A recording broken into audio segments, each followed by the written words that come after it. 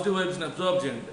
మీరు అక్కడ కూర్చోండి, కాసేపు దైవచింతనలో ఉండండి, అన్నీ సాల్వ్ అవుతాయి. అబ్బా ఆ క్షణానికి అనిపిందే మనకి, అప్పుడు ఆ మూమెంట్ అన్నీ అయిపోయిన అనుకుంటాం. నేనేం చేశానంటే పవన్ కళ్యాణ్ గారు వాళ్ళకి ఏదైనా చేస్తున్నారు, పదవులు ఇచ్చేస్తున్నారు అన్నప్పుడు నగేష్ అన్నకి ఫోన్ చేసాను. పార్టీలో పెద్ద పెద్ద కేకలేసాను, అన్న ఏంటన్నా ఇది నాకు అర్థం నాకేం గుర్తింపు లేదు, నాకేం వాళ్ళు నవ్వు. హనీఫ్ అన్న ఫోన్ చేశాను, ఆ పెద్ద కేకలేసాను, వాళ్ళు నవ్వు. ఏంటి వాళ్ళు నవ్వుతున్నారు? క్రమేపీ పరిస్థితులు చక్కదిద్దుకుంటాయని వాళ్ళ అనుభవం వాళ్ళకి నేర్పింది. నా ఆవేశం నాకు నేర్పడానికి సమయం పట్టింది.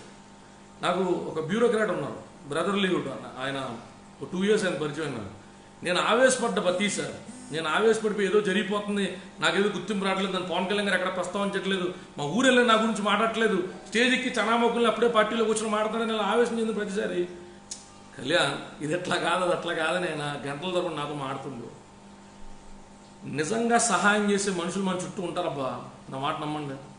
మనకు సహాయం చేసేవాళ్ళు, మన ఆందోళన నుంచి బయటపడేసేవాళ్ళు ప్రతిసారి తల్లిదండ్రులే రావక్కల్లా వాళ్ళ బాధల్లో ఉంటారు, వాళ్ళ కష్టాల్లో ఉంటారు, వాళ్ళ ఆర్థికపరమైనటువంటి నెల తీరితల కమిట్మెంట్స్ లాగా ఉంటారు.